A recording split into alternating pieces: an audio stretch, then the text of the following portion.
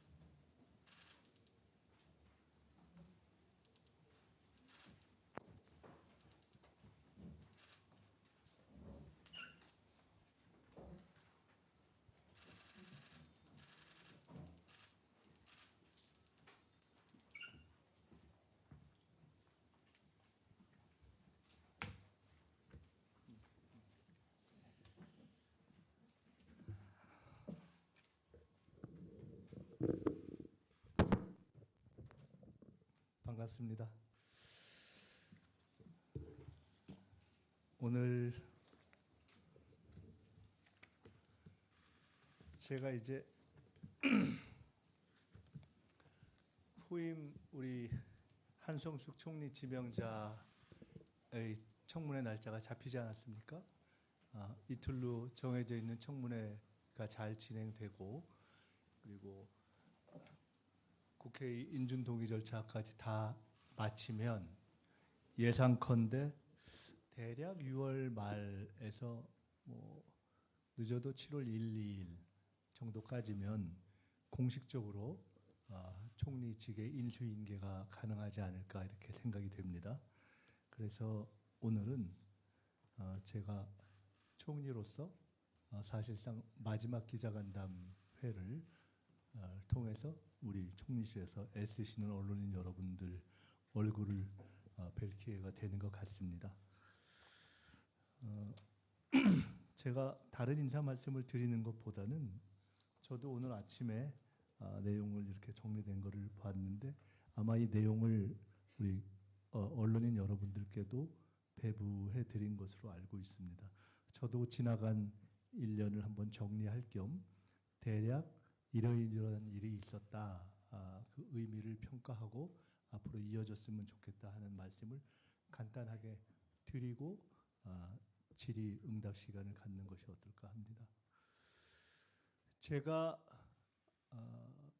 우리 이재명 국민주권정부가 출범한 것이 6월 4일, 대선 직후인 6월 4일 날 총리로 지명을 받았습니다. 지명을 받은 날부터 하면 1년이 좀 넘었고요. 지명받고 딱 한 달 후인 7월 4일 날 청문회 거쳐서 정식 임명됐기 때문에 7월 3일이면 총리의 공식 임기로서도 1년이 됩니다. 그 1년 동안에 있은 일들을 총리실에서 국무조정실에서 정리를 해준 것 같은데 이거는 제 입으로 이야기하기는 좀 민망하나 여기에 써놓기를 어떻게 써놨냐면 치밀하고 잡음 없이 맡은 일을 완벽하게 처리한 1년이었다. 제가 쓴 건 아닙니다. 그런데 돌이켜보면 비교적 많은 일이 있었고 그리고 비교적 큰 잡음 없이 맡은 일은 어느 정도 정리해내지 않았나 이렇게 생각이 됩니다. 제가 돌이켜보면 제 정치 생활에서 당에 있을 때도 그렇고 그리고 정부에 와서도 그렇고 당의 일이건 정부의 일이건 선거이건 어떤 일을 맡으면 맡은 일은 큰 실수나 실패 없이 처리해낸 것 같다 하는 생각이 들어서 다행스럽게 생각하고 있습니다. 여러 가지 일이 있었지만 크게 기억나는 것이 한 12가지 정도인 것 같습니다. 돌이켜보면 임기 초반에 가장 신경을 썼던 역점 과제는 역시 에이펙이었습니다. 제가 민주당의 집권 플랜 본부장이자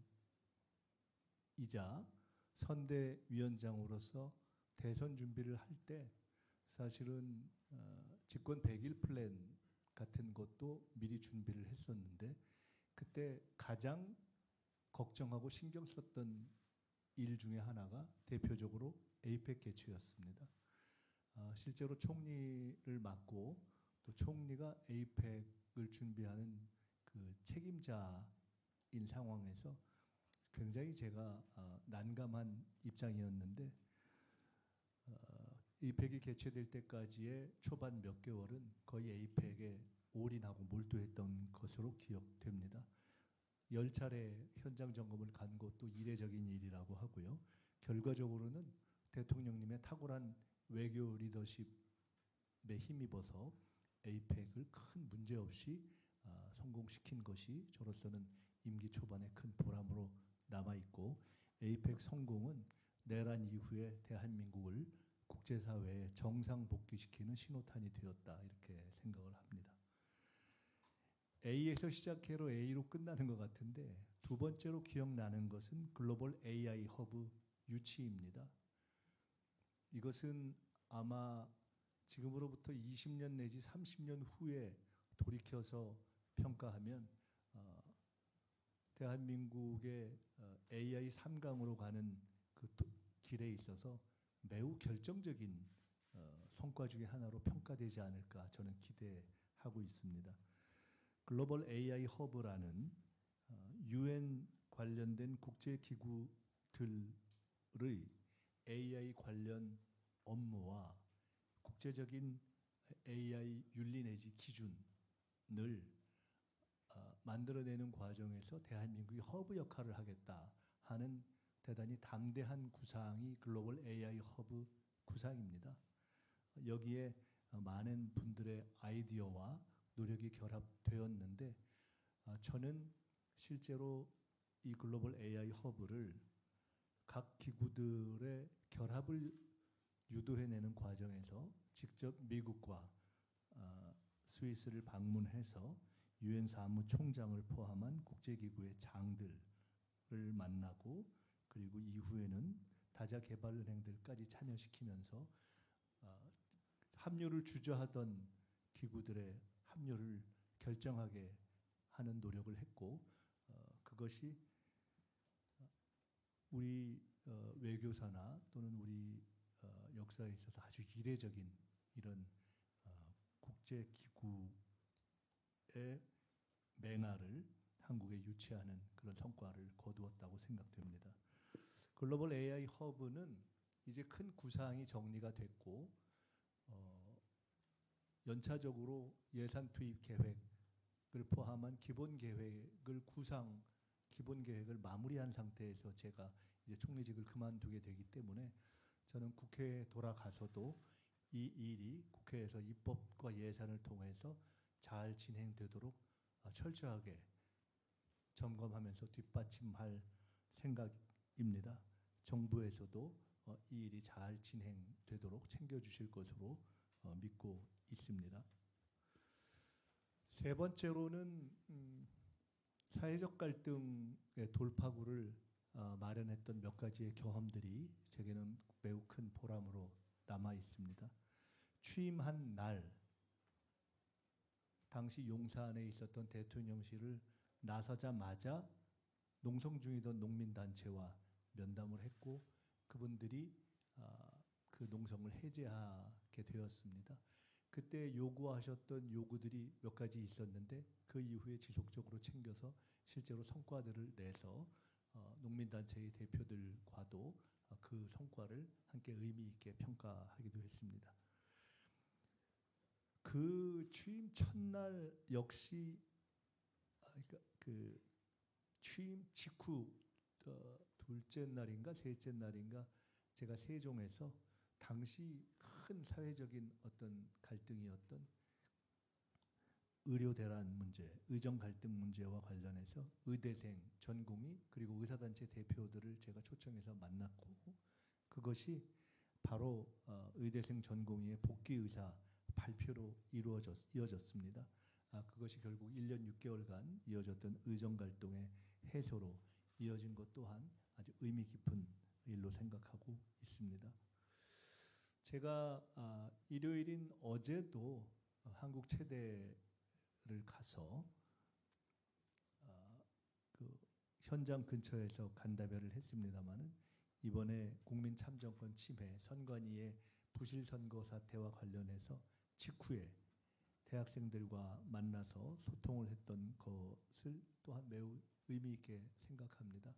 그 소통을 통해서 대학생 청년들이 이번 그 사태를 부실 선거로 보고 전면적인 재선거보다는 제도 개선, 선관위 개혁, 그리고 필요하다면 개헌에 이르는 그런 어떤 대안의 모색 등으로 방향을 잡게 되는데 일정한 기여를 한 것이 아닌가 생각합니다.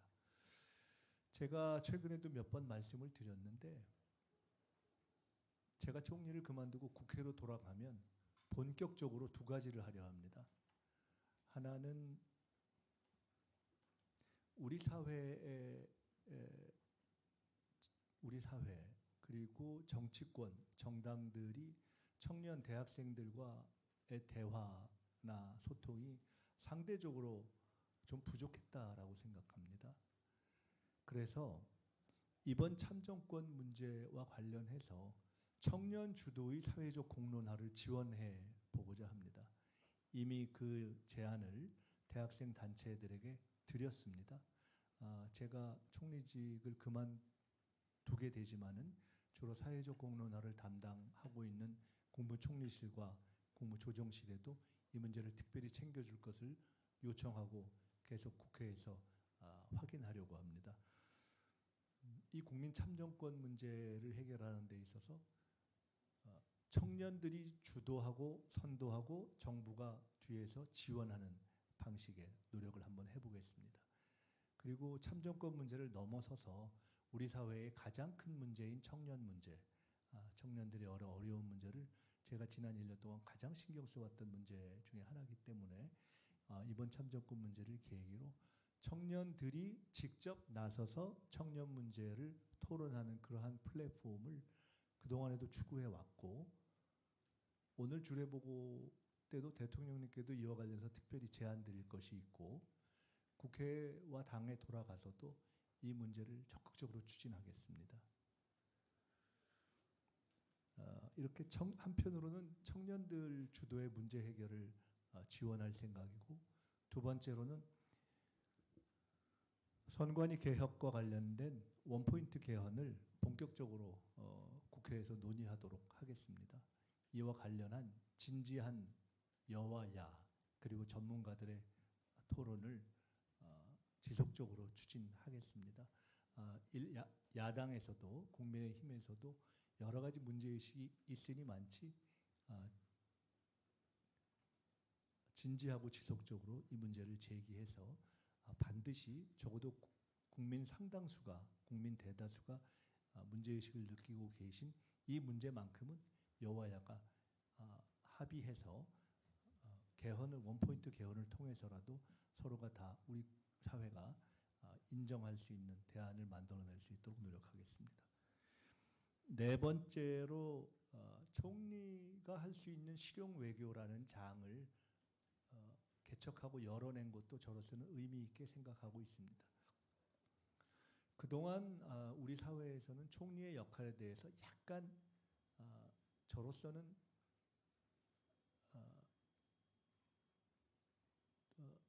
조금 잘못되었다고 생각했던 그런 견해가 있었습니다. 가령 흔히 총리의 최고의 역할을 책임 총리다 이렇게 설정하면서 내정은 총리가 하고 외교는 대통령이 한다 뭐 이런 이야기가 있었는데 기억하시겠지만은 저는 처음부터 총리는 헌법에 정해진 그대로 대통령님의 명을 받들어서 국정을 통할한다 이렇게 되어 있고 그 국정에는 내정과 외교를 구분하지 않는다 이렇게 생각하고 임해 왔습니다.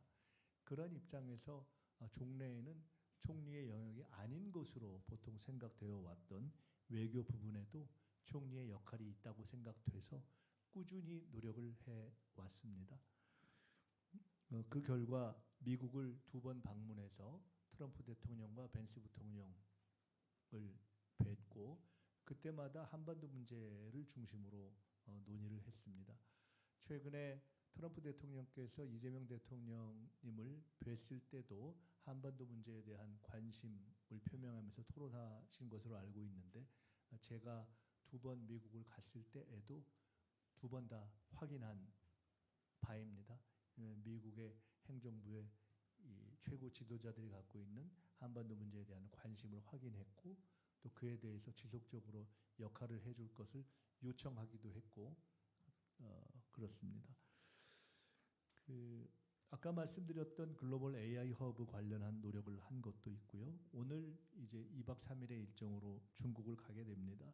사실은 지난번에 보아오 포럼에 초청을 받았었는데 비상경제 상황이 생기는 바람에 고민을 하다가 당일날 취소를 해서 굉장히 중국 측에는 외교적으로 조금 미안하게 생각하던 바가 있었습니다. 그런데 이번에 하계 다보스 포럼의 개최라는 계기를 통해서 중국 측에서 다시 한번 참석 요청을 해왔고 제가 이미 총리직 사의를 표한 상태라는 것을 중국이 인지하고 있습니다. 그럼에도 불구하고 국가 차원에서의 외교를 이어간다는 차원에서 중국이 그 초청에 여전히 유효하다고 판단해서 제가 참석해 주기를 요망했고 그래서 제가 참석을 해서 짧은 기간이지만 몇 가지 노력을 할 것이고 몇 가지 만남이 있을 것이고 그 구체적인 내용에 대해서는 중국 방문이 끝날 때 별도의 기회를 통해서 말씀드리도록 하겠습니다. 실은 이 미국과 중국 외에도 그 글로벌 AI 허브 외에도 제가 관심을 갖고 우리 국익과 매우 중요한 문제라고 판단돼서 했던 몇 가지 외교적 노력이 있습니다. 그와 관련해서는 아마 그와 관련한 구체적인 결과가 이렇게 드러나게 될 시점에서 또 설명드릴 기회가 있지 않나 이렇게 생각을 하고 있습니다. 내란 청산과 관련해서 행정부의 내란 청산을 책임지고 했었습니다. 기억하시겠지만 제가 행정부에서의 내란 청산이 선도적으로 필요하다는 문제 제기를 국무회의에서 먼저 했고 그래서 헌법 존중 정부 혁신 TF를 만들었습니다. 결과적으로는 비교적 정해진 시간에 맞춰서 마무리를 해냈고 그 결과를 인사에 반영하는 성과도 만들어냈고 그리고 그 추진하는 과정에서 제가 그 행정부 내의 내란 청산 과정이 그냥 행정부에 맡겨놓으면 안 된다라는 생각에서 그 철저하게 진행되도록 외부의 개혁적 전문가들도 모셨고 그럼에도 불구하고 그분들께 이 진행 과정에서 일체의 외부로의 어떤 진행 과정에 대한 언론 노출 이런 것이 있어서는 안 된다는 분명한 입장을 전해서 전체적으로 보면 비교적 성과는 내면서도 잡음이 없도록 일이 처리된 것이 아닌가 싶습니다. 그 과정에는 쉽지 않은 몇 가지의 일들도 있었습니다. 국방부에서 육군본부 법무실장을 근신 처분했는데 그 처분이 너무 경한 것 아니냐라는 국민의 비판이 있어서 제가 이것이 이후에 일정한 바로미터가 될 것이라고 봐서 징계 처분을 취소했습니다. 이것이 헌정사상 최초로 행사한 취소권 행사라는 총리의 권한 행사였다고 저도 이후에 확인했습니다. 원칙은 단호하게 일 처리는 엄격하게 하면서도 최대한 잡음이 없게 해서 행정부 공직사회의 동요를 최소화하면서 일 처리를 마감한 것을 의미 있게 생각하고 있습니다. 최선을 다해서 국민과의 국정소통을 하고자 했습니다. K국정설명회라는 이름으로 전국을 돌면서 대학, 지방정부, 기업 등을 순회하면서 국정 성과를 설명했습니다. 현장에서 하지만 온라인을 통해서 하는 방식으로 진행을 했고, 특별히 상공회의소라든가 중소기업 같은 곳에서는 이런 식으로 정부의 정책 기조와 방향을 이렇게 직접 상세하게 설명을 해주고 문답을 한 경우는 사실상 별로 없었다. 거의 초연에 가깝다라는 평가를 듣기도 했습니다. 이외에 여러 가지 국정소통 노력을 최대한 하려고 노력했습니다.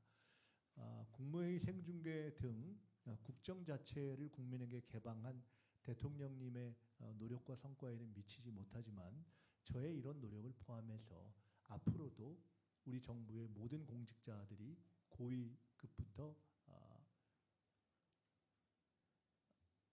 실무 우리 공직자들까지 국정을 공개하고 소통하기 위한 노력은 지속돼야 할 것으로 생각합니다. 지방주도 성장을 총리실 책임하에 실행을 맡은 것도 매우 의미 있게 생각하고 있습니다. 지난 지방선거가 진행되는 동안 총리실을 중심으로 해서 비공개로 착실하게 진행해 왔던 일들이 있습니다. 메가시티, 서울대 10개 만들기, 그리고 2차 공공기관 이전 등은 저희들이 내용을 착실하게 진행해서 지방선거가 끝난 후에 공개적으로 추진할 수 있도록 준비를 해왔고요. 그 외에 광역통합, 결과적으로는 광주 전남이 이루어졌습니다마는 광주 전남 광역통합의 경우에는 사실은 그것의 법 통과를 놓고 국회에서 상당히 행안위에서 이 난항에 부딪혔을 때 제가 직접 행안위를 찾아가서 위원장님과 의원님들께 진지하게 말씀을 드려서 통과의 계기를 마련했다라는 평가를 들었습니다. 그 이후에도 광역통합과 관련한 일들은 총리실에서 챙기고 있습니다. 특별히 새만금의 현대차 투자가 발표된 이후에 국무총리 주재로 새만금 전북 대혁신 TF를 만들어서 정부에서 만든 플랫폼으로서는 기업과 정부 부처가 직접 참여해서 현안들을 속도감 있게 논의한 거의 사실상 최초의 플랫폼이라는 평가를 들었는데 이것을 몇 차례 해서 가장 난제인 새만금 내 용지의 용도 전환 문제라든가 하는 것들을 농림부 또 현대차 국토부 등등과의 협의를 통해서 해결하는 것을 매우 의미 있게 생각하고 있습니다. 저는 이 새만금 전북 이 대혁신 모델이 앞으로 메가시티 추진을 위해서 정부가 이 추진해 왔고 또 기업들이 관심을 가지고 있는 기업들의 지방 투자가 이제 공개되고 진행될 터인데 그것이 지방 곳곳에 적용되는 하나의 모범, 하나의 모델이 됐으면 좋겠다는 생각을 가지고 있습니다. 청년 문제에 대해서 제가 제일 큰 관심을 갖고 노력했던 부분입니다. 청년 정책이 여러 가지 노력을 했습니다. 제가 총리 주재의 국정대화를 쭉 해왔는데 한두 번 한 후에 이것은 청년들과의 대화로 집중하는 것이 좋겠다고 생각이 돼서 미래대화 1, 2, 3을 했고요. 그리고 다양한 청년 현장 방문을 했습니다. 특별히 제가 의미 있게 생각하는 것은 최초로 청년정책 관계장관 회의를 신설한 점입니다. 아시다시피 우리 정부에는 청년 문제를 전속적이고 고유하게 다루는 부처가 현재로는 존재하지 않습니다. 그래서 이 문제를 어떻게 할 것인가를 고민하면서 전 부처에 걸쳐 있는 청년 정책을 함께 논의하는 플랫폼으로서 청년정책 관계장관회의를 만드는 것이 첫째 의미가 있고, 두 번째로는 이 회의에 여야 정당의 청년위원장, 현재로는 더불어민주당의 모경정 의원님, 그리고 국민의힘의 우재준 의원님 두 분이신데, 두 분의 참여를 요청해서 현재 3번인가 4번 계속 지속적으로 참여하신 것으로 알고 있습니다. 전 이걸 매우 의미 있는 성과라고 생각합니다. 적어도 저는 우리 사회의 미래이면서 현재의 가장 어려운 문제이고 미래의 가장 중요한 문제인 청년 문제에 대해서만큼은 협치가 이루어져야 된다고 생각합니다. 그런 의미에서의 청년 정책 협치를 실험해봤고, 제가 대통령님께서도 이와 관련한 대통령님께도 이와 관련한 건의를 좀 몇 가지 드릴 생각입니다. 그리고 당원에 돌아가면 청년 정책을 다루는 국정 플랫폼 자체에 대해서도 한편으로는 전속적인 플랫폼을 만들되 그 전속적인 플랫폼에 최대한의 여야 협치를 반영하고 실현하는 방식을 제기하고 추진해 볼 생각입니다. 적어도 청년 정책 문제에 관해서만큼은 여야 없이 함께 힘을 모으는 그런 계기를 그런 방향으로 가야 된다고 생각하고, 그런 방향에서의 하나의 작은 계기를 만든 것을 큰 의미로 생각하고 있고, 오늘 이 자리를 빌어서 특별히 당내에서 여러 가지 어려운 점이 있었을 것임에도 불구하고 청년관계 장관회의에 흔쾌히 참여해 주신 국민의힘의 우재준 의원님께 이 자리를 빌어서 다시 한번 감사의 말씀을 드리고 싶습니다. 자살 사망자 수가 감소한 것도 매우 감사한 현재까지의 상황으로 생각하고 있습니다. 대통령님께서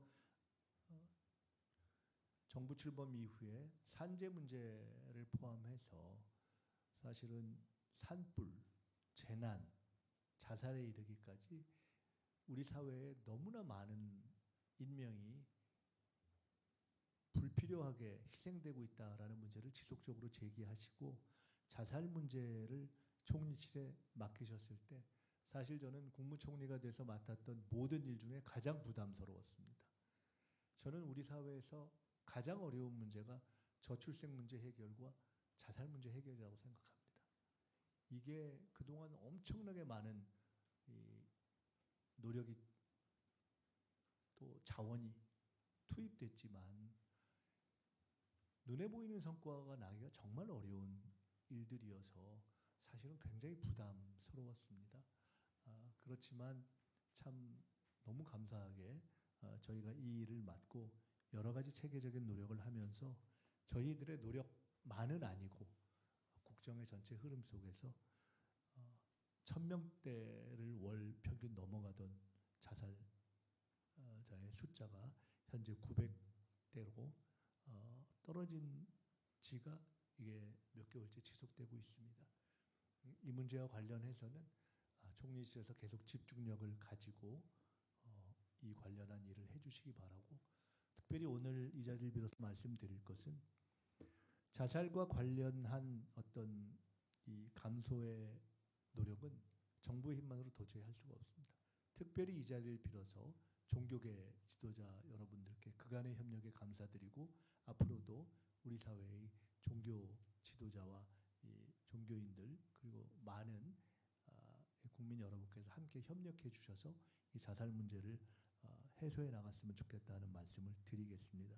총리실에서도 이 어려운 직무를 맡아서 애써준 직원들께 다시 한번 감사를 드리고, 무엇보다도 우리가 어렵다고 생각하고 의미 있다고 생각하지만 실제로는 정책적 노력을 기울일 문제로 생각을 별로 안 해왔던 산재 문제나 자살 문제 같은 것들을 정면으로 제기해 주신 대통령님께 다시 한번 감사의 말씀을 드립니다. 총리실과 정부에서 다루는 이 어젠다의 영역을 확장한 것도 저로서는 의미 있게 생각하고 있습니다. 이 국정의 범위가 넓어지고 또 사회가 복잡해지면서 과거에는 정부의 어떤 부처에서도 잘 다뤄지지 않았던 문제들이 반드시 다뤄야 하는 영역으로 새롭게 제기되고 있습니다. 그 중에 몇 가지를 좀 관심을 갖고 다뤘습니다. 드론 대드론 문제는 이 드론 문제가 아시다시피 우크라이나 전쟁 이후에 매우 중요한 어떤 전쟁과 관련한 이 무기로 평가되고 대드론 문제도 그러하고 해서 이것에 대한 중요성은 다들 아실 겁니다. 근데 이것은 국방, 산업, 보안, R&D 전 분야에 걸쳐 있습니다.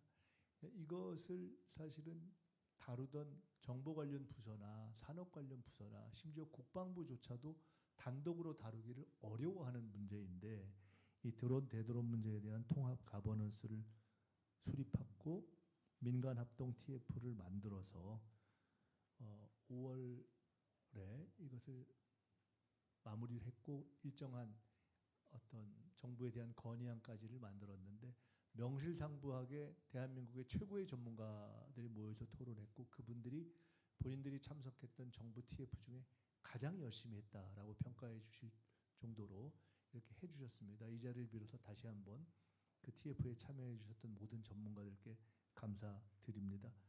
반려동물 또한 이미 반려가족의 숫자가 어마어마하게 많아진 상태인데 이것에 관련 부서가 어디여야 되는가까지도 정리가 안 돼 있는 어려운 문제입니다.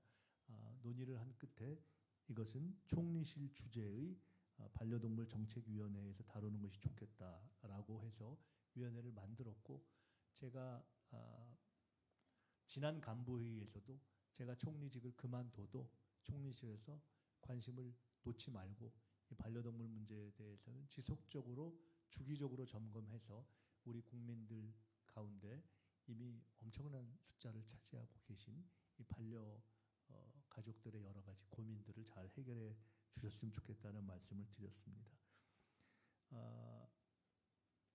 중요하기도 하고 문제도 있었던 ODA 문제에 대한 지속적인 논의를 통해서 집중적인 논의를 통해서 대한민국의 ODA 방향을 큰 방향을 혁신했습니다. 그래서 앞으로 AI와 문화 중심의 ODA로 큰 정책 기조를 변화시킨 것도 의미 있게 생각하고 있습니다. 이렇게 시대의 흐름에 맞도록 정부와 정부의 역할 범위를 넓히고 그것이 특정 부서의 전속적 업무로 되지 않는 부분을 총리실에서 담당하게 한 것도 의미 있게 생각합니다. 대통령님께서 워낙 현장 중심의 민생 해결을 강조하셔서 최선을 다해서 현장에 대응하고자 노력했습니다. 처음에 시작을 할 때 새벽 총리가 되겠다, 국민의 새벽을 지키겠다고 말씀드렸고 아마 1년을 돌이켜 보실 때 산불이 났건 아니면 어떤 그 국정자원 화재 사건이 있었건 어떤 상황이 생겼을 때 적어도 총리의 방문이 늦었다 하는 기사는 한 번도 난 적이 없었던 것 같습니다. 총리나 또는 특별히 제가 정말 감사하게 생각하는 행안부 장관과 우리 고용노동부 장관님 이런 분들이 다 최선을 다해서 현장 대응을 해서 지난 1년 동안에 적어도 정부가 현장 대응을 늦게 했다 하는 말씀은 듣지 않았던 것 같습니다. 특별히 색동원 사건 같은 경우는 강력한 대응을 제가 지시해서 일정한 결과를 보기도 했고 또 보이스피싱 같은 경우는 이것이 참 쉽지 않은 문제인데 총리실이 적극적으로 대응을 하면서 국무조정실장님 중심으로 해서 피해액을 상당히 감소시킨 것도 의미 있게 생각하고 있습니다. 끝으로 중동 전쟁으로 인해서 비상경제 상황이 발생했을 때 대통령님께서 워낙 방향을 처음에 잘 잡아주셨고 대통령님께서 해외에 순방하시거나 하는 동안에 총리가 본부장이 돼서 정부 각 부서가 잘 돌아갈 수 있도록 이렇게 노력을 해서 비교적 저희들이 비상경제 기간에 안정적으로 대응한 것이 아닌가 이렇게 생각하고 있습니다. 이 외에도 잘한 일이 있다 싶으면 여러분이 정리해 주시면 감사하겠고요. 이것은 꼭 잘했다기보다는 12가지 대목으로 그간에 했던 일 가운데 지난 1년의 일 가운데 저희가 특별히 의미 있게 생각하고 앞으로도 잘 그 경험이 전수되거나 평가되었으면 좋겠다 하는 부분으로 이렇게 정리를 했습니다. 일단 제가 오늘은 총리 1년을 마무리하는 간담회이기 때문에 총리를 끝낸 후에 나가서 총리 1년은 제가 입을 정치인으로서의 입은 딱 닫고 1년을 보내서 좀 힘들더라고요. 근데 어쨌든 이제 그 시기가 끝나고 나가게 되면은 뭐 정치인으로서 이야기할 기회는 많은 것 같습니다. 오늘은 꼭 질문을 주시면 꼭 필요한 범위에서 말씀을 드리겠지만은 국정을 대통령님의 명을 받아서 통할했던 국무총리로서의 1년 성과와 평가 또는 앞으로의 과제에 대해서 주로 논하는 그런 간담회였으면 좋겠고 말씀 주시면 제가 답변 드리도록 하겠습니다.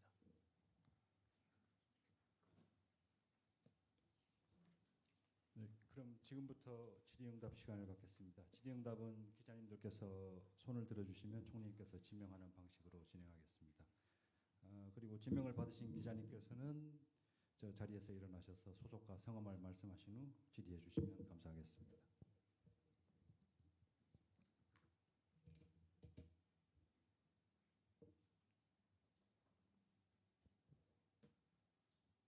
먼저 하시고 그다음에 하시면 되겠어요? 네, 안녕하세요, 총리. 저 국민일보 최예슬인데요. 지금까지 말씀해주셨던 총리로서의 성과들이 앞으로의 행보에서 어떤 식으로 도움이 될 수 있을지에 대해서도 한번 말씀 부탁드리고요. 지금 지선 끝나고 대통령 지지율과 민주당 지지율이 떨어지고 있는 상황이고 이 상황에서 뭐 총리로서 대통령 지지율에 대해서도 말씀해 주실 수 있을 것 같고 차기 행보와 관련해서 민주당 지지율에 대해서도 말씀을 부탁드리겠습니다. 네. 총리로서의 경험이 앞으로 제게 어떻게 도움이 될 것인가. 이것은 제게 어떤 개인적인 도움이 될 것인가 보다는 총리로서의 경험이 국정에 어떻게 도움이 되도록 할 것인가를 생각하는 것이 저로서는 도리일 것 같습니다. 말씀드렸듯이 제가 대통령님을 이렇게 도우면서 함께 일을 집중적으로 함께 일을 했던 시간이 지난 한 3년 정도 되는 것 같습니다. 당 대표 시절에 대표와 정책위 의장, 총선을 지휘하는 대표와 총선 상황실장, 대표와 수석 최고위원, 후보와 집권 플랜 본부장, 후보와 선대위원장, 그러다가 이제 대통령과 총리로 이어져서 약 3년이 넘는 시간 동안에 이렇게 함께 대통령 곁에서 일을 하게 됐는데 그렇게 일을 할 수 있었던 바탕에는 비교적 실용주의적이면서 그다음에 일을 맡으면 크게 큰 갈등이나 어떤 잡음 없이 성과를 만들어 내는 것을 중시하는 어떤 제 스타일이 좀 반영됐던 것이 아닌가 생각을 하고요. 이것이 이제는 우리 정부의 국정 1년은 대통령님께서 얼마 전 기자간담회에서도 말씀하셨듯이 그동안에는 엉망진창이었던 것들을 정리하고 큰 틀을 잡는 것이었다면 이제는 방향이 잡혔기 때문에 그 방향을 쭉 이제 진행해 나가는 본격적인 추진 시기에 들어갔다고 생각을 합니다. 이때 제가 당으로 돌아가기 때문에 저는 당과 국회에서 대통령님의 국정 방향, 국정 계획 이런 것이 안정적이고 차질 없이 진행되도록 하는데 저의 경험이 도움이 되도록 해야 하는 것이 아닌가 이렇게 생각을 하고 있습니다. 지지율과 관련해서 말씀을 드리면 우선 이 여당은 한 몸입니다. 그런데 우리나라의 구조는 미국은 대통령이 각종 선거에서 사실상 선거운동을 직접 하지 않습니까? 우리는 법상 대통령 또는 당적을 가지고 있는 대통령이나 총리나 장관들이 당 파견 어떤 내각 구성원들이 선거운동을 직접 못합니다. 그렇기 때문에 우리나라에서 할 수 있는 방식은 정부 여당이 한 몸이지만 정부가 국정을 잘해서 만들면 그것을 대략 한 2달 정도 못 미치는 선거 기간에 마치 이어달리기를 하듯이 국정 지지율을 딱 가져가서 당에 토스하고 당이 그것을 선거 기간 동안 또 달려서 선거 결과를 만들어서 다시 정부에 토스해서 그 결과를 가지고 정부가 또 대통령과 정부가 국정을 해갈 수 있게 하는 그런 이어달리기 방식입니다. 지내놓고 보시면은 지난 그런 의미에서의 정부와 여당은 공동 운명체죠. 근데 지난 시기를 쭉 보시면 대략 지난 시기 1년 정도에 대통령의 거의 정말 더 잘하기 어려울 정도의 리더십이 국정 지지율을 이끌었고 그것이 핵심적인 요인이었다는 것은 각종 여론조사에서 나타나고 있고 또 그것 때문에 선거하기 전에 여러 여론조사라든가 관측이 예상했던 선거가 대략 이 정도로 될 것이다 하는 예측이 있지 않았습니까? 그런 거죠. 근데 이제 결과가 그 당시의 예측에는 좀 못 미쳤기 때문에 우리가 더 성찰해야 된다고 생각을 하고 대통령님께서도 그 부분에 있어서는 본인이 더 성찰하겠다 이렇게 말씀을 하신 것입니다. 그러니까 지금까지의 구조는 대통령의 리더십이 국정 지지율을 이끌고 그 국정 지지율이 당의 지지율을 이렇게 견인하는 그러한 구조가 작동한 시기였다고 봅니다. 그리고 그 작동한 시기에도 국정 지지율과 당의 지지율에는 일정한 차이가 있었죠. 그런데 선거를 치르고 난 이후에 국정 지지율과 당의 지지율이 다 이렇게 쭉 하강하는 그런 흐름을 보이고 있다고 생각합니다. 그것이 선거 결과로 해서 선거 결과가 전체적인 당과 정부의 지지율을 끌어내리는 걸 수도 있고 또 당의 지지율이 이렇게 무겁게 내려가면서 또 국정 지지율을 끌어내리는 걸 수도 있고 이건 여러 가지 가능성이 있을 수 있고 또 해석이 있을 수 있습니다만은 어쨌든 지금은 그렇게 선거 결과로 인해서 대통령이 견인해서 올라가던 국정과 당의 지지율이 선거 결과 후에 이렇게 같이 동반 하강하는 시기를 지금 저희들이 지켜보고 있다고 생각합니다. 문제는 그러면 어떻게 할 것인가의 문제입니다. 저는 지금이야말로 이제 임기 1년 차가 되고 선거가 끝난 지금이야말로 당이 두 가지가 필요하다고 봅니다. 하나는 당정의 완벽한 이 일치와 협력. 두 번째로는 선거 이전보다도 더 당이 이 대통령의 국정을 뒷받침하면서 전체적인 당정의 지지율을 끌어올릴 수 있도록 하는 노력을 해야 할 시점이다. 더 넓고 깊게 노력을 하고 그 역할은 더 커졌다. 이렇게 생각합니다. 아마 지금까지처럼 지금 이후로도 대통령님의 어떤 역량과 성과주의 리더십은 전 발휘될 것이라고 확신합니다. 그것은 저는 아마 임기 마지막 날까지 지속될 것이라고 보고 있습니다. 이재명 대통령의 어떤 개인적인 대통령으로서의 리더십은 마지막 날까지 정말 극대화돼서 발휘될 것이라고 보기 때문에 지금까지의 과정과 전체 이 여권의 구조를 살펴볼 때 지금은 당이 훨씬 더 큰 책임감을 가지고 잘할 때이다 이렇게 생각을 합니다. 저는 이제 곧 당으로 돌아가면 그런 방향에서 당의 지지율을 회복하고 그리고 당의 지지율을 회복해서 그것이 국정 지지율의 회복으로도 이어지고 국정 동력을 더 강화하는 방향으로 가도록 저는 전력을 다해야 되겠다는 책임감을 점점 더 강하게 느끼고 있습니다. 네, 아까 드셨으니까 그 앞에 먼저 하시겠어요? 얼굴이 안 보여서. 네, 총리님 안녕하세요. 저 매일경제신문 류영욱 기자입니다. 저 다른 게 아니라 총리님 그 산하에서 하고 있는 검찰개혁 추진단에서 현재 형사소송법 개정안을 지금 보완을 하고 막판 당금질을 하고 있는데 말씀하신 당정안 일치라기보다는 여당 대표께서는 이제 보안수사권의 폐지를 해야 된다는 입장이고 이제 법무부 장관님 같은 부처에서는 유지를 해야 된다는 입장이신데 총리님께서는 어떤 생각이신지 궁금하고요. 관련해서 어제 한찬식 민정수석님이 새로 지정이 되셨는데 이와 관련해서 여권 내에서도 일부 좀 우려의 목소리가 나오는데 이 인사에 대해서도 총리님의 생각이 좀 궁금합니다.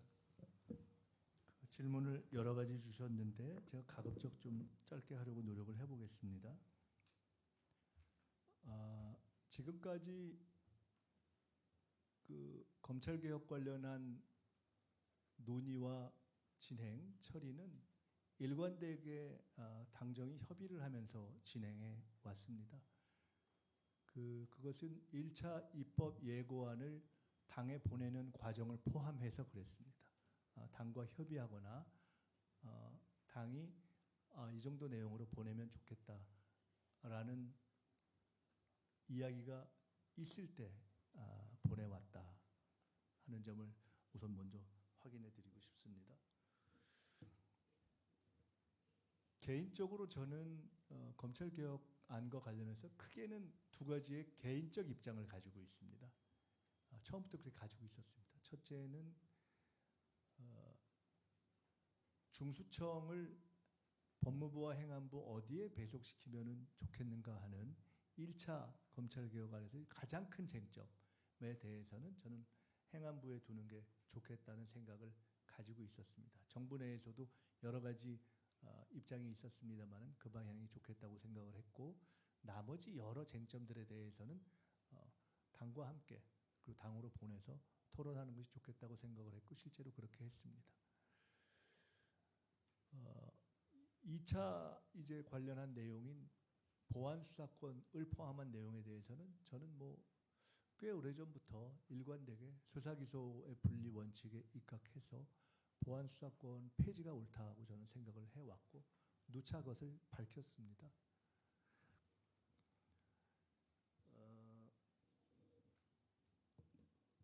법무부와 행안부 등 또는 관련해서 정부 내에 여러 의견이 있는 것은 사실입니다. 그것은 꼭 정부 내가 아니더라도 진보적인 검찰개혁론자들 안에서도 여러 가지 의견이 있습니다. 가령 제가 기억하기에는 민주당과 함께 검찰개혁을 어떤 강한 입장을 가지고 있는 조국혁신당에서도 중수청의 배속 문제에 대해서도 초기에 당론으로 법무부에 두는 게 좋겠다는 이야기를 했던 것으로 기억하고 보안수사권 문제에 대해서도 오히려 공소시효가 임박한 문제라든가 전문성을 요하는 문제 등등에 대해서는 아주 최소한의 예외를 두는 게 좋겠다는 입장을 여러 번 밝히신 것으로 알고 있습니다. 근데 현재로는 이 보안수사권 문제에 대해서 보안수사권을 그냥 폐지하자. 그러니까 소위 어떤 예외도 두지 말자라는 입장이 있고요. 또 최소한의 범위에서의 예외를 두자.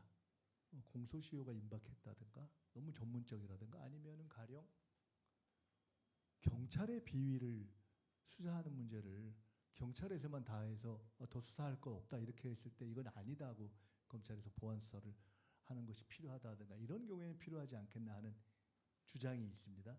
그러니까 이런 최소한의 예외를 두자는 입장, 그러니까 완전 폐지론, 일부 예외론이 있고 또 하나는 그런 수사권은 아니고 그래도 경찰에서 쭉 수사한 것을 공소청으로 넘기면 이걸 보고서 근데 이 사람이 이게 다 맞는지 불러서 확인은 해보는 정도의 그런 사실 조사, 그러니까 수사와는 다른 그런 정도는 필요하지 않는가라는 이야기를 하는 분들도 있는 것으로 알고 있습니다. 이런 다양한 의견이 있습니다. 그렇지만 현재까지는 제가 알기로는 저는 이 관련한 검찰개혁 추진단의 지침을 주기를 기본적으로는 폐지를 원칙으로 해서 폐지안을 기본으로 해서 입장을 정리하는 게 좋겠다라는 제 입장을 여러 번 전달했습니다. 대통령님께서는 아시다시피 여러 차례에 걸쳐서 최소한의 예외는 필요하지 않겠는가. 그렇지 않으면 오히려 국민들이 피해를 보는 경우가 생기지 않겠는가라는 말씀을 하셨습니다. 저는 그 100분 이해합니다. 그러면서도 대통령님께서는 동시에 저도 그렇게 건의드렸고 대통령님도 오케이 하신 것이 그렇지만 본인의 생각과는 별도로 워낙 검찰이 그동안 믿지 못할 일들을 해왔기 때문에 일단은 지금은 딱 자르는 것이 좋겠다라는 국민의 여론이 상당하니까 그냥 국회로 보내서 폐지로 결론이 나면 그냥 그대로 가는 것을 예상하거나 또는 그렇게 될 것을 사실상 예측하면서 국회로 가도록 하는 것이 괜찮지 않겠냐라고 생각하시고 있는 것도 사실입니다. 또한 제게도 여러 차례 말씀하셨는데 누구보다도 정치 검찰의 또 조작 기소의 피해를 많이 본 이재명 대통령께서 정치 검찰이나 또는 검찰의 어떤 기득권 유지를 지지하고 응원할 이유가 1도 없지 않습니까? 저도 마찬가지입니다. 저도 정치 검찰한테 많이 당했던 사람이기 때문에 그럴 이유가 1도 없습니다. 그렇지만 아까 말씀드렸던 이러저러한 이유 때문에 혹시 최소한의 보완이 필요한 것이 아닌가? 그런 국정 책임자로서의 문제의식을 가지고 계속 수기를 해라. 아마 대통령님께서 지금까지 검찰개혁과 관련해서 밝힌 여러 입장 가운데 가장 중요한 거 하나를 딱 단어를 뽑으라면 저는 수기라고 말씀드릴 수 있습니다. 원칙은 폐지다. 근데 내 생각엔 예외가 필요한 것 같기도 하다. 근데 국회에 가서 이것이 완전 폐지로 된다면 그것은 받아들여야 한다. 다만 수기하라. 이 네 가지 정도가 저는 대통령께서 일관되게 밝히신 입장이었다고 봅니다. 저는 그것을 전적으로 이해하고 그리고 국정의 최고 책임자인 대통령님의 뜻까지를 포함해서 지금까지 논의를 진전시켜야 했던 그런 책임을 가지고 있습니다. 대통령님의 뜻은 일반 국민의 한 분 한 분의 뜻과 마찬가지로 매우 중요합니다. 누구의 뜻도 무시될 수는 없습니다. 그런 것을 다 존중해서 지금까지 논의를 해왔고 다만 제가 말씀드린 대로 저는 개인적으로 그 모든 것을 포함하더라도 보안수사권 폐지가 현 시점에서는 불가피하다라는 생각을 가지고 있습니다. 그러한 입장에서 안을 정리하는 것이 좋겠다는 의견을 검찰개혁 추진단에 여러 차례 표명했습니다. 일각에서는 혹시 이것을 이러저러한 정치적 이유, 심지어 제가 이후에 총리를 그만둔 이후에 여러 가지 상황을 고려해서 이것을 미루려 했던 것이 아니냐라고 우려하거나 하는 분들도 있다고 들었습니다만은 사실 이 문제는 이미 지방선거 전인 5월 전에 제가 오히려 총리실에서 먼저 이 문제를 빨리 끝내자 이렇게 정리를 하자고 당에 제안했던 사안입니다. 그때 오히려 당에서 이건 늦추자고 했던 것이기 때문에 그 부분에 대해서는 오해 없기를 바랍니다. 민정수석과 관련해서는 저는 개인적인 그 신상이나 이런 것에 대해서 잘 아는 분은 아니고요. 다만 그 개인에 대한 어떤 우려가 제기되고 있는 것을 알고 있고요. 대통령님께서 그런 우려에도 불구하고 그런 인사에 대한 결정을 하셨다면 저는 추측건대 이렇게 생각합니다. 첫째는 이미 대통령이 중심을 잡고 있는 이 국정의 진행에서 최소한 이 정부 하에서 검찰이 과거와 같은 정치 검찰의 어떤 권력 남용 이것을 자행할 가능성은 없다. 그러면 그것을 안정적으로 국정이 지속되도록 하는 것이 지금으로서 가장 중요하다. 근데 전체 흐름에 있어서는 이미 검찰의 권력은 상당히 축소된 상태다. 앞으로 더 그렇게 될 것이다. 그러면 지금으로서는 전체 국정의 안정성을 꾀하면서 공소청으로 가게 되어 있는 이 상황에서의 검찰의 공소청으로의 전환 그런 과정을 검찰 내부를 잘 알고 있는 경험자에 의해서 그 부분을 진행하도록 하는 것이 그 국한된 업무를 진행하는 것이 더 낫지 않겠는가라는 대통령님의 판단이 작동했을 것이다 라고 생각합니다. 극단적으로 이야기하면 이재명 대통령의 국정이 성공하고 그렇게 해서 연속되지 못하면 과거에 문재인 정부에서 여러 노력을 했지만 윤석열 정부에서 모든 것이 뒤집혔던 것처럼 모든 것은 다 뒤집힐 수 있는 것입니다. 지금 가장 중요한 것은 검찰 개혁에서 우리가 정말 추구하고 싶은 것, 그것은 이 나라의 민주주의가 안정적으로 지속되기 위해서는 대통령을 중심으로 한 검찰 개혁을 포함한 모든 국정이 안정적으로 지속되고 발전되는 것이 중요하기 때문에 저는 현재로서는 대통령님의 그러한 판단을 믿고 전체 그림을 보고 그 국정에 대한 청사진이 안정적으로 진행될 수 있도록 최선을 다하고 뒷받침해야 한다라는 것을 현직 총리이자 앞으로 또 국회와 당으로 돌아갈 여권의 정치인의 한 사람으로서 그런 책임감을 느끼고 있다 하는 말씀을 드립니다. 잠깐만요. 그 뒤에 한 분 아까 손 드셨지 않나요? 네, 그 거기 먼저 하시고 두 번째, 세 번째 그렇게 하겠습니다.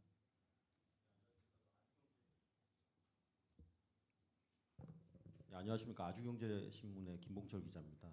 아무래도 그 시기가 시기인 만큼 현안 질문이 좀 많으신 것 같은데 하나만 좀 더 드리려고 합니다. 오늘 뭐 경제지들도 많이 보도를 했는데 보유세 관련해서 인상이라든가 부동산 문제에 그 세제율 개편 관련된 그 기사들이 좀 많이 나왔는데 아무래도 이번 지방선거의 어떤 결과에도 부동산 문제가 어느 정도 영향을 미쳤다는 시각들이 좀 많이 있어서 그 부분에 대해서도 어떻게 생각하시는지 여쭤보겠습니다.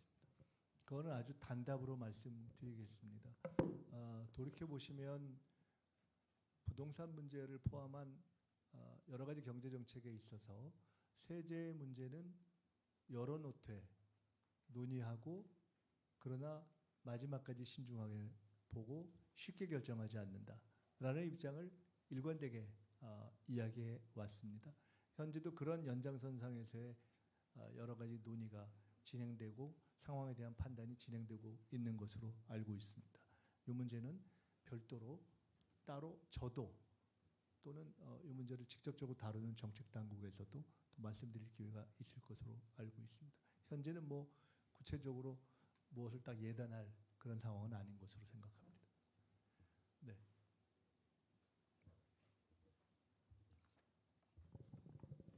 안녕하세요. 저 머니투데이 김지은 기자라고 합니다. 1년 동안 고생 많으셨습니다. 그 총리직 사의를 표명하면서 대통령님께서 따로 전해주신 말씀이 있으신지 궁금하고요. 그리고 이제 한성숙 총리 후보자와도 1년 동안 근무를 하셨는데 좀 어떤 분이라고 평가하셨는지 그리고 차기 총리분께 전하고 싶은 말씀이 있으신지 궁금합니다. 대통령님과는 저희가 뭐 매주 주례보고 회동을 하면서 말씀을 나누고 또 제 사의와 관련해서도 말씀을 쭉 나눠왔기 때문에 뭐 특별히 어떤 말씀을 주셨는가를 딱 기억해서 말씀드리기는 어려울 것 같습니다. 부처님께서 이러저러한 자리에서 아마 말씀하고 표현하신 것을 참고하시면 되지 않을까 싶습니다. 한성숙 총리 후보자는 저는 개인적으로 굉장히 훌륭한 분인 것 같습니다. 이미 제가 다른 자리에서도 말씀을 드렸지만은 제가 총리를 그만두게 되면 후임 총리로 모셨으면 좋겠다고 생각했던 몇 분 중에 한 분이고 그 중에서도 우선순위가 높았던 분입니다. 그리고 그렇게 생각했던 이유 중에는 일을 잘하고 또 굉장히 이렇게 유연하고 그리고 이 잠재력의 범위가 굉장히 넓을 것으로 보이는 분이어서 저는 총리직을 굉장히 빨리 흡수하고 잘 해내가실 것이다 이렇게 생각을 하고 있습니다. 차기 총리에게 드릴 말씀은 고생 좀 하십시오. 이렇게 말씀드려야겠죠. 이게 저는 사실 뭐 여러 가지로 부족한 사람이 과분한 직책을 맡아서 1년 동안 이렇게 했습니다마는 저보다 훨씬 더 역량 있는 분이 오셔서 지금 국정에 필요한 여러 가지 집중적 과제, AI 전환이라든가 또는 민생 경제 이런 것들의 그 탁월한 전문성을 발휘하는 것이 매우 필요한 시점인데 거기에 아주 적임자가 오셔서 다행이라고 생각하고요. 우리 한성숙 총리 후보자께서 경험이나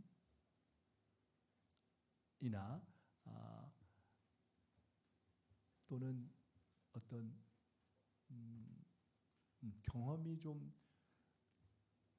미치지 못하는 부분들에 대해서는 저는 정부에서도 다 보완이 될 것이고 당에 돌아가서 또 저희 같은 사람들도 최선을 다해서 잘 해가실 수 있도록 지원해드리면 된다고 생각하고 있습니다.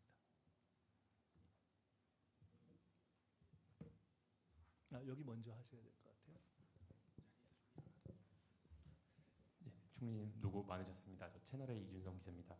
두 가지 여쭤보고 싶은데요. 일단 총리 재임 동안 그 청년 정책, 뭐 관계장관회의 수차례 하시는 등 이 청년층에 대한 되게 관심을 많이 쏟으셨던 걸로 아는데 사실 청년층이 정부 여당에 향한 시선도 좀 곱지 않은 것도 사실이잖아요. 이제 당에 복귀하시면 청년층에 좀 더 신경을 쏟으실 것 같은데 이 청년층의 현재 여론과 앞으로의 청년층의 마음을 되돌리게 한 보관 일단 하나 여쭙고요. 두 번째로는 이제 전당대회 앞두고 당내 분열이 조금 심해지고는 있는 양상인데 지지자나 당원들이 서로를 향해 멸칭을 쏟아내는 등 좀 이게 과열되고 있는 상황에서 이 현상을 좀 어떻게 보시는지랑 당에 돌아가시면 좀 통합을 이뤄내기 어떻게 하실지 궁금합니다. 저는 그 여러 자리에서 그런 말씀을 해왔는데요.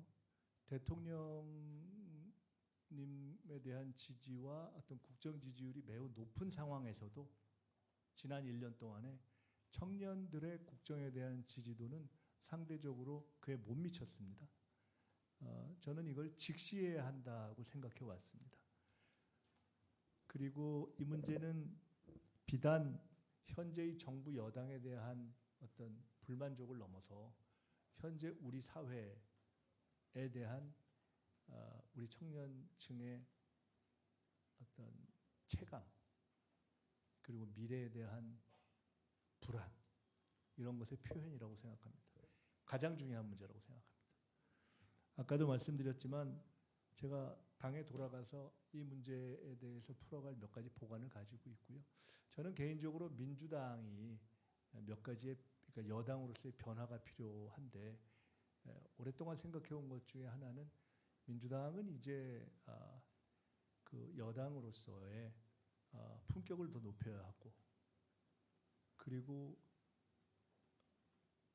이 문화를 혁신해야 하고 그리고 대단히 청년적인 정당으로 변해야 된다고 생각합니다.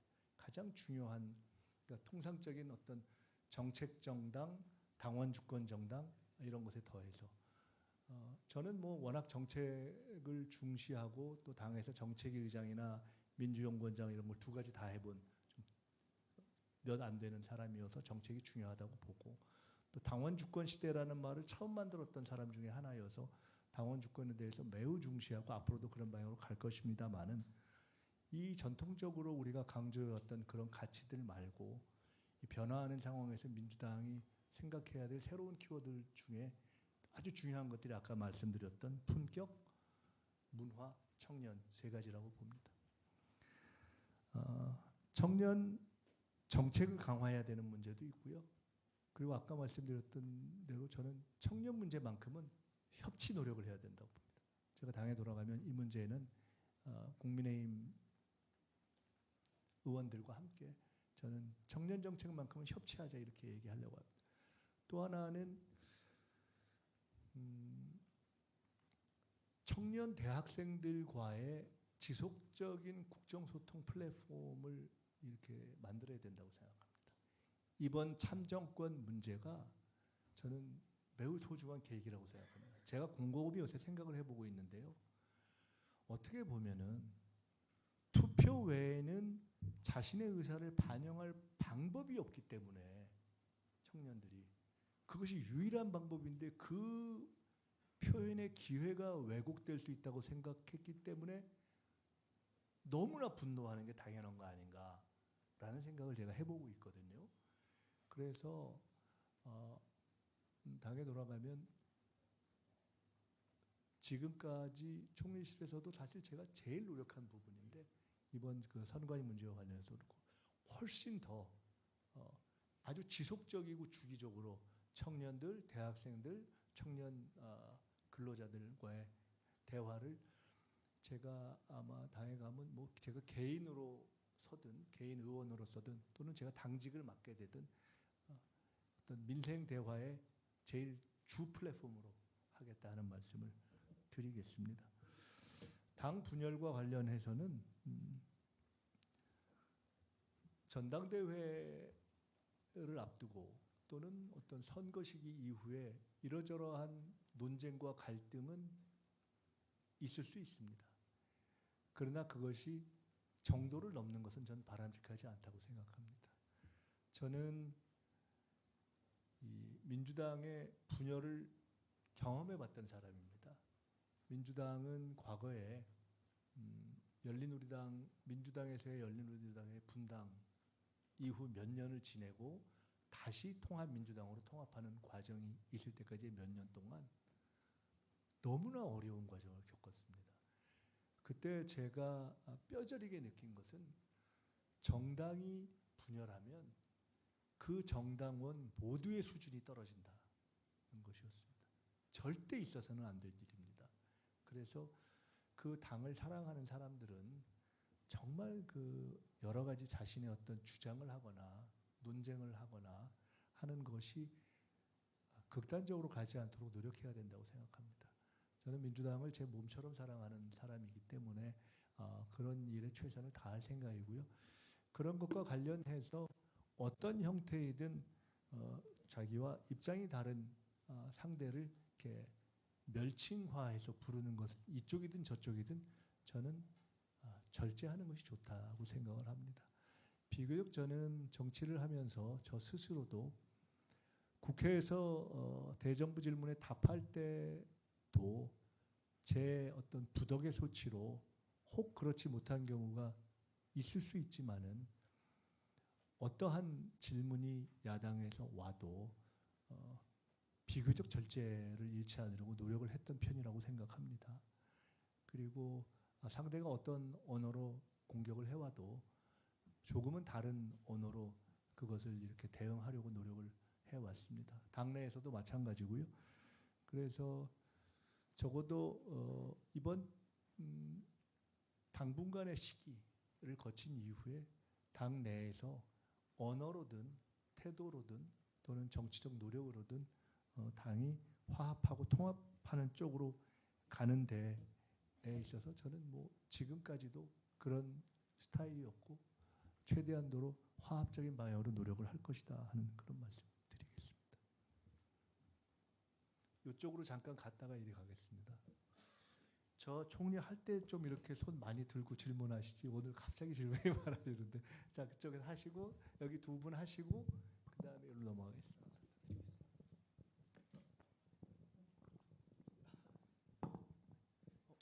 안녕하십니까 총리님. 저는 조세일보 소속 광명군이라고 합니다.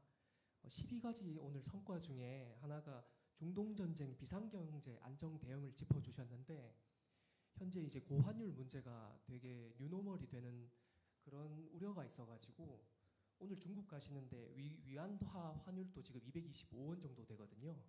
그래서 1년간 이 환율 문제에 대해서 좀 소회가 궁금합니다.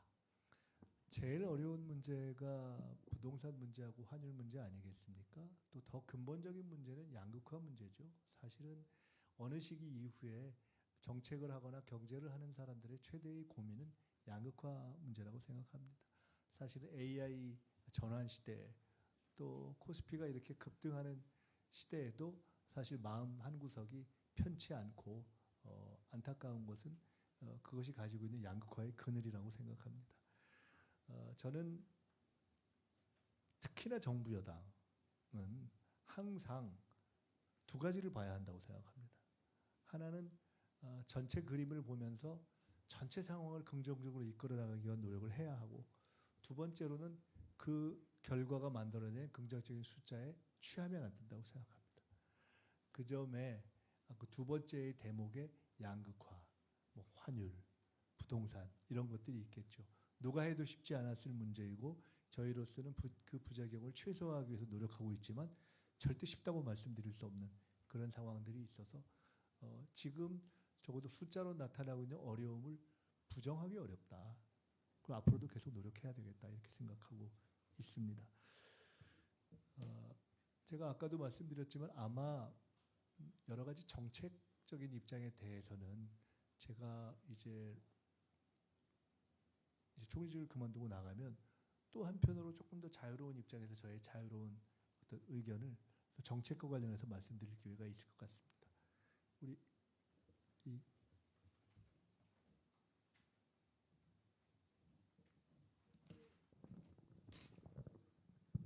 네, 안녕하세요. 네, 뉴스원 이기림 기자입니다. 네, 1년 동안 고생 많으셨습니다. 네, 제가 질문 드릴 거는 이제 앞으로 이제 당에 복귀하시게 되면 그동안 이제 고위당정 협의체를 주재하시던 총리로서 이제 국민 주권 정부가 꼭 이뤄내야 했던 정책을 혹시 추진하셨던 게 있는지, 그러니까 성공하셨던 게 있는지, 그리고 앞으로 그동안 당정과의 협의 과정에서 혹시 어려움은 없으셨는지, 그리고 앞으로 당에 복귀하면 당의 입장에서 이제 정부와 협의를 하시게 되는데 어떤 문제를 좀 중점적으로 보고 당정 협의를 이뤄나갈 것인지 궁금합니다. 그리고 아무래도 정부 측 이제 구조를 잘 아시기 때문에 이제 손발이 뭐 더 잘 맞을 수도 있다고 생각하지만 그래도 그럼에도 불구하고 이제 잘못된 점에 대해서는 쓴소리도 하실 계획이 있으신지 궁금합니다.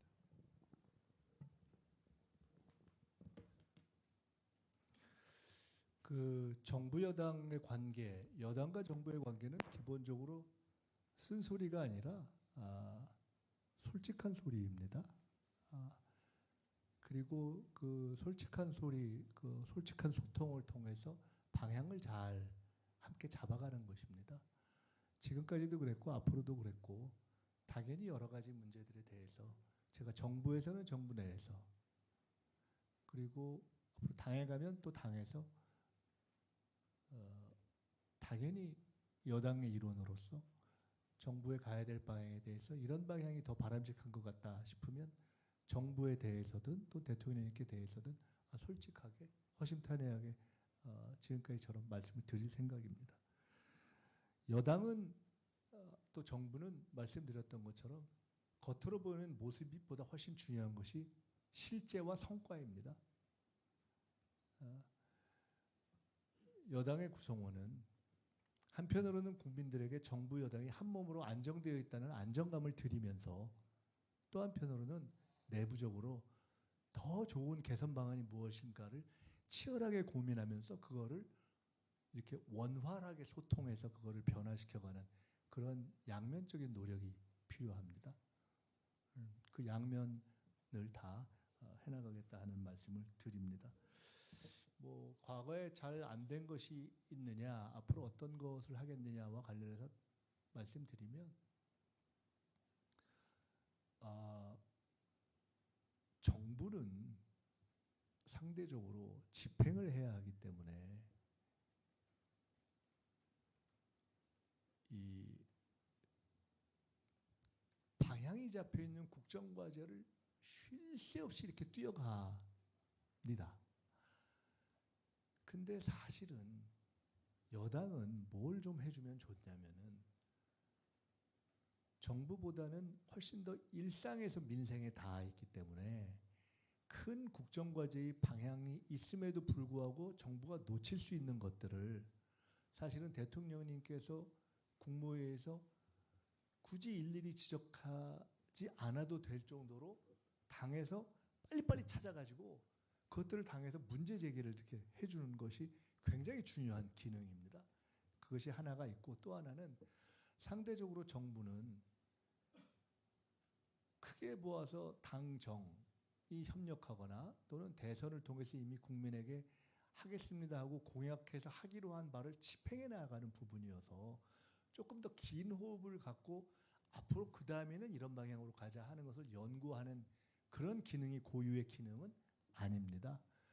저는 당이 그 두 가지, 그러니까 예를 들어 우리가 원래 기본사회를 하기로 했다.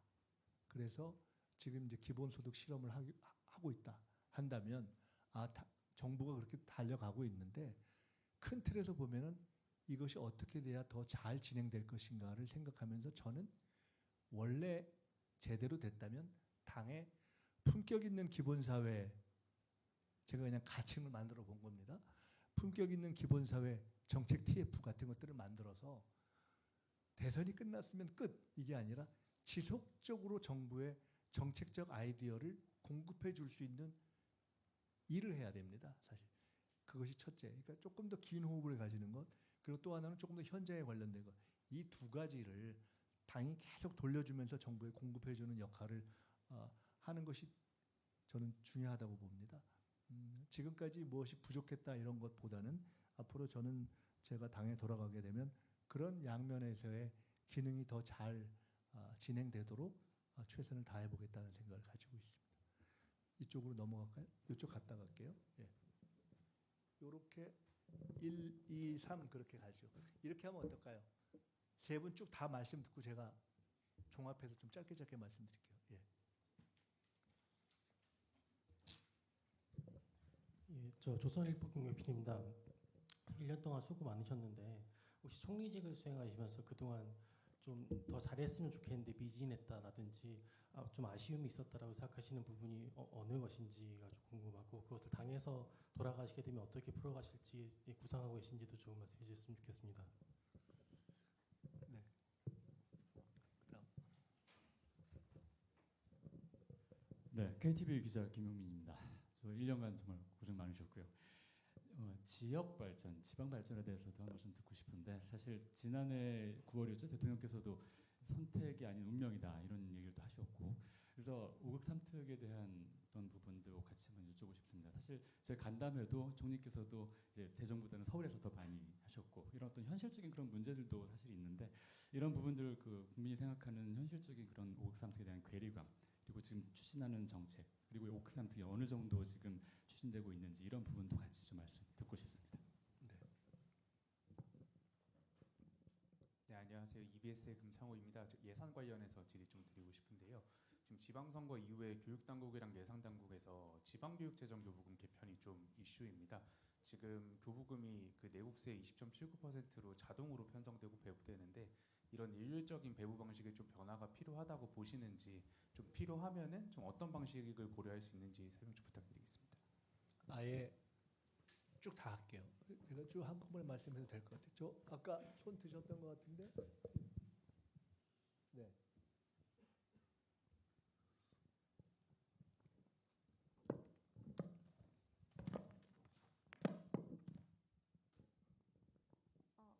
네, 저 OBS 이어진입니다. 그 아까 대통령께서 이 자살이랑 함께 산재 문제를 주요 해결 과제로 제시했다고 말씀하셨는데 실제로 임기 초에 그 초단기적으로 이 산재 예방에 성과 내겠다 이렇게 말씀하신 부분도 있습니다. 그런데 이달 초에 노동부 자료 보면은 산재 재해자 수가 오히려 증가하는 양상인데 이 원인을 어떻게 파악하고 계신지 궁금하고요. 그리고 이제 곧 전당대회 시작되는데 이 상대 후보 측에서 이런 과제를 제대로 완수하지 않고 당대표직에 도전하는 데에 대해서 지적을 한다면 어떻게 방어하실 계획인지 궁금합니다. 또 앞에 대충 다 하신 건가요? 이제 여기 질문 거의 하면 이제 마무리해도 될까요? 여기까지 하면 없으신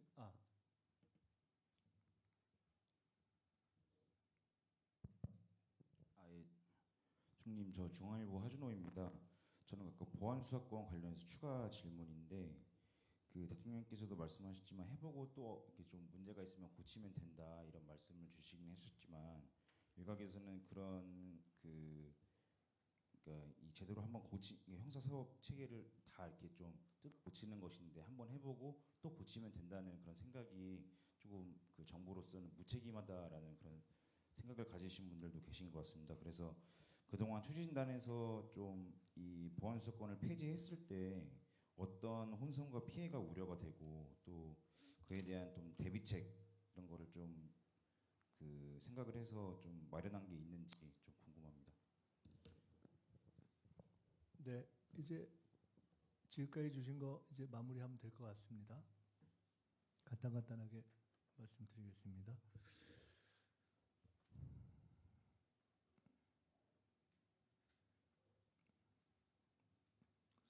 총리직을 하면서 아쉬웠던 것은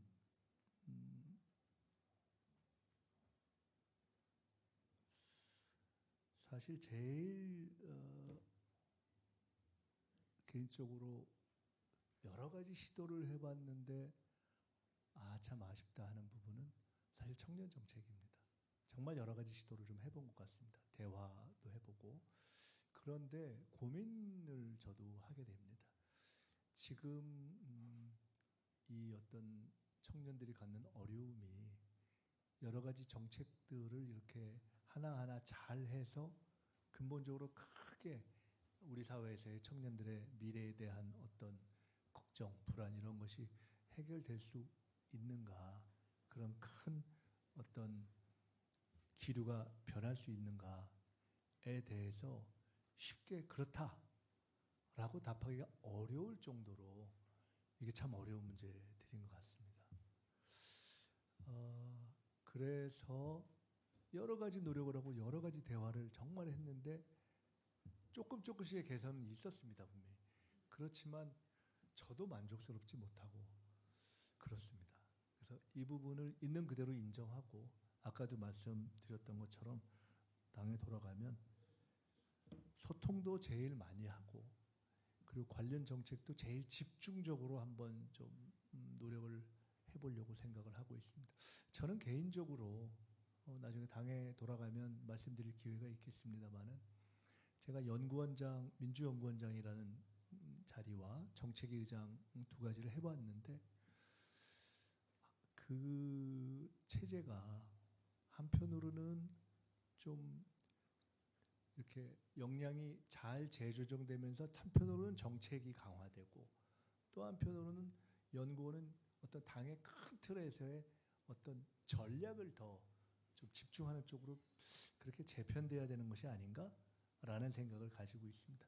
그래서 당 전체가 고민해야 될 정말 최대의 두세 가지 숙제 중에 하나가 어떻게 하면은 이 청년층의 미래를 함께 소통하면서 개선해 갈 수 있겠는가 하는 것에 정말 총력을 기울여야 된다고 생각하고 있고 몇 가지 생각하고 있는 좀 방향이 있습니다. 근데 그에 대해서는 제가 이후에 말씀드리도록 하겠습니다. 이번 지방선거의 결과 중에 의미 있는 것 하나는 우리 정부가 가장 하고 싶었던 것인데 여러 가지 그거를 막 능동적으로 풀어가기가 좀 어려운 조건이었던 것이 조금 개선된 것. 즉 지방주도 성장을 본격적으로 이제 그동안 계획했던 것들을 이제는 대통령님과 전체적인 정책 방향이 맞는 시도지사들도 더 많아졌고 지방의회들도 많이 생겨났기 때문에 할 수 있는 것이라고 생각합니다. 원래 갖고 있던 5급 삼특의 구상도 있고 또 지금 새만금의 현대차가 투자하면서 생긴 전북의 변화도 있고 광주 전남 통합도 있고 아마도 그 외에도 메가시티를 통해서 앞으로 이제 조만간 현실화될 어떤 대기업들의 어떤 지방 투자 이런 것들을 통해서 여러 지방에 좀 변화의 계기들이 생겨날 것으로 보고 있습니다. 이것이 아마 집권 2년 차를 맡게 되는 우리 정부로서는 제일 중요한 부분의 하나가 아닐까 생각하고요. 아까 앞으로 당에 돌아가면 어떤 걸 주로 하고 싶냐라고 말씀하신 것 중에 저는 예를 들어 흔히 우리가 얘기하는 뭐 4대 개혁 뭐 이런 거 있지 않습니까? 그 중에 뭐 통상적으로 우리가 생각하는 뭐 사법, 언론 이런 것들도 있을 수 있는데 저는 반드시 들어가야 할 것 중에 하나가 이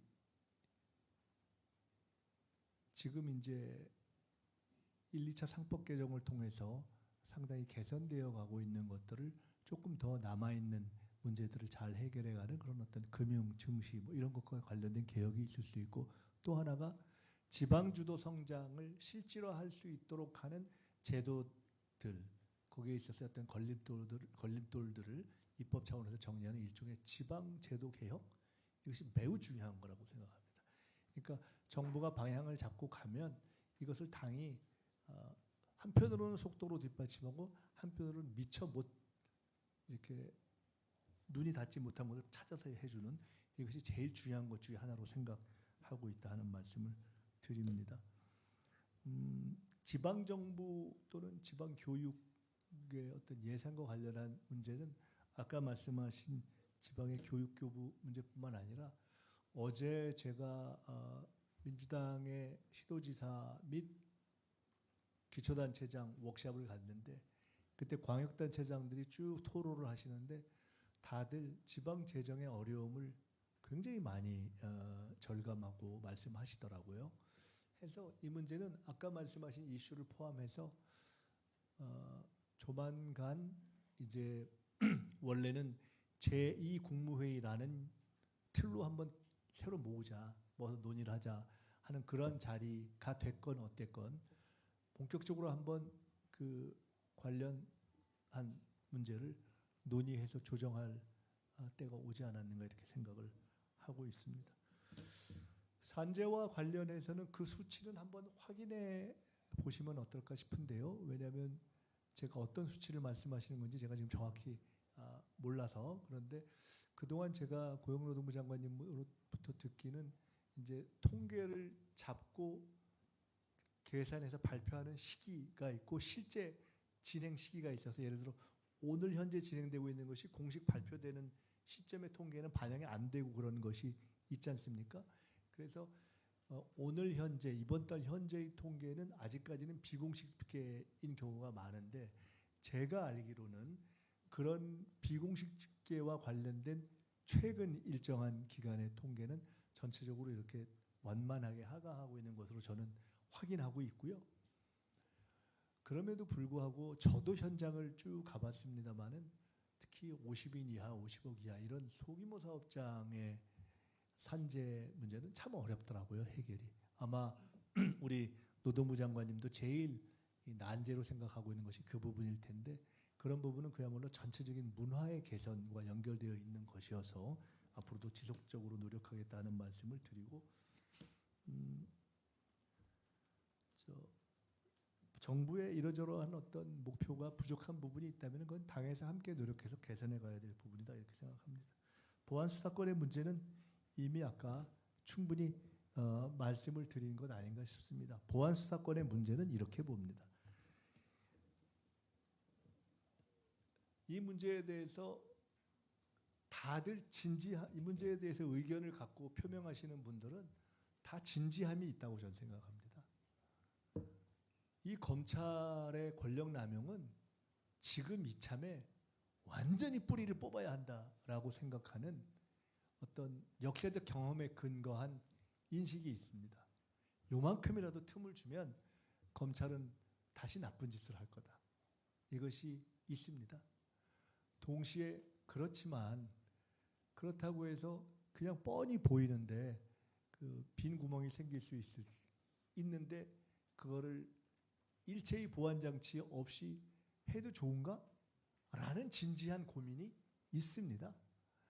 저는 그걸 다 서로 인정할 필요가 있다고 봅니다. 대통령님의 입장을 굳이 제가 다시 해설해 드린다면 아까 말씀처럼 문제가 있는 건 100% 알지만 그렇지만 뭔가 보완이 필요할 수 있는데 라는 생각을 갖고 계신 겁니다. 그렇지만 현재로서 검찰의 권력이 남용될 수 있는 여지에 대해서 완전히 할 수 있는 최대한 뿌리를 끊어야 된다는 요구가 있다는 걸 알고 계시기 때문에 그렇게 결론이 나는 것에 대해서도 나는 이해한다. 그러니까 그건 국회에서 결정하라라고 말씀하신 겁니다. 즉, 이 두 가지 문제에 대해서는 어느 한쪽의 입장을 갖고 있는 사람들이 상대에 대해서 아우 저놈은 나쁜 놈, 저건 딴 생각을 가지고 있지 이렇게 얘기할 필요가 없다고 생각합니다. 더구나 이른바 하나의 민주 진영이다 이렇게 속해 있다고 생각하는 분들이 그럴 이유는 전혀 없다. 다 함께 검찰로부터 많은 피해를 입었던 사람들이 벌이고 있는 논쟁이다 이렇게 생각하기 때문에 그에 대해서 저는 그렇게 말씀을 드렸고 현재로서는 저는 제 입장을 관철하기 위해서 노력을 할 것입니다. 그리고 현재로서는 이것이 불가피합니다 하고 대통령께도 말씀을 드릴 것입니다. 당에 가도 그럴 것입니다. 그렇게 해서 보안수사권을 폐지하고 그러면서도 생길 수 있는 여러 가지 문제들에 대해서는 그 부작용이 최소화되도록 최선을 다해서 노력하겠습니다. 그 이후의 문제, 혹시 그랬는데 그때서 또 고쳐야 하나? 그것은 그 다음 후일의 문제라고 생각합니다. 네, 대략 어느 정도 말씀을 드린 것 같습니다. 마무리 말씀을 드리면 어떨까 합니다. 그러니까 다시 한번 감사의 말씀을 드립니다. 여러 가지 부족한 점이 있었는데 잘 여러분들께서 제 부족함을 덮어주셔가지고 1년 잘 넘어갈 수 있었습니다. 저로서는 특별히 다시 한번 1년 전에 정권교체라는 큰 흐름을 만들어주신 국민 여러분께 그리고 새롭게 출발한 정부에서 대통령님을 가장 가까이에서 보좌하면서 국정을 진행해 갈 수 있도록 하는 그런 국무총리의 일을 맡겨주신 대통령님께 다시 한번 감사의 말씀을 드리고 싶습니다. 이 1년의 경험을 바탕으로 해서 당에 돌아가서 아직 4년 남아있는 이 기간은 저는 대한민국의 분기점이 될 것이라고 생각합니다. 지금 대한민국 사람 누가 이재명 정부가 실패하길 바라겠습니까? 실패하길 바라면 안 되는 거죠. 이재명 대통령 개인을 생각해서가 아니라 이미 우리가 이 어려운 어떤 난관을 겪어서 새 정부를 세웠는데 남아있는 4년, 이 정부 5년이 찬란하게 성공하는 어떤 국정 성공으로 이어져야 나라가 살고 국민이 사는 것 아니겠습니까? 그렇게 하기 위해서는 저는 대통령 중심제, 대통령제 국가인 대한민국에서는 국민의 선택에 의해서 뽑혀진 대통령이 자신의 구상에 따라서 최선을 다해서 안심하고 일할 수 있도록 그렇게 정부와 여당이 함께 일할 수 있도록 대통령이 일할 수 있도록 하는 것이 가장 중요한 일이라고 생각합니다. 국민 여러분들께서도 그렇게 생각하실 것이고 또 정부 여당에 속하는 모든 구성원들에게는 그렇게 하는 것이 임무라고 생각합니다. 그리고 이번 선거를 통해서 국민 여러분들께서 주신 더 잘 성찰하고 더 혁신해서 더 열심히 해라 하는 그런 말씀은 저희들이 무겁게 받아들여서 대통령님께서도 그렇게 하실 것이라고 믿고 저도 남아있는 총리직을 하는 기간 동안 그리고 당에 돌아가서도 정말 무거운 책임감을 가지고 더 열심히 해서 국정이 성공할 수 있도록 국민 여러분께서 편안하실 수 있도록 최선을 다하겠다는 말씀을 드립니다. 고맙습니다.